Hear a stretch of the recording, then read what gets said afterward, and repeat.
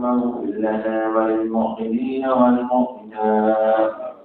اللهم اغفر لنا وللمؤمنين والمؤمنات والمسلمين والمسلمات وألف بين قلوبهم وأصلح ذات بينهم وانصرهم على عدوك وعدوهم.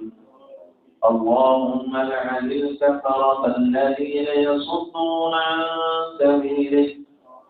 اللهم لعن الكفرة الذين يصدون عن سبيلك ويكذبون رسلك ويقاتلون أولياءك.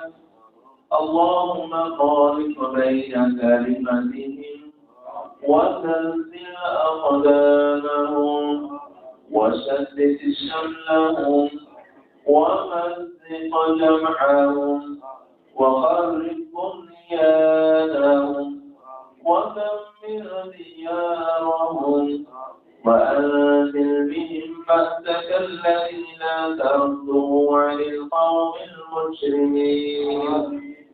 اللهم إنا نجعلك في نحورهم ونعوذ بك من شرورهم. اللهم إنا نجعلك في نحورهم ونعوذ بك من شرورهم. اللهم استر عوراتنا وآمن رواتنا. اللهم احفظ المسجد الأقصى. اللهم احفظ المسجد الأقصى. اللهم انصر إخواننا المظلومين في فلسطين. اللهم انصر إخواننا المظلومين في فلسطين. اللهم انصر إخواننا المظلومين في كشمير. اللهم انصر إخواننا المظلومين في كل مكان. اللهم انصرهم نصرا عزيزا فافتح لهم فتحا مبينا فافتح لهم فتحا قريبا.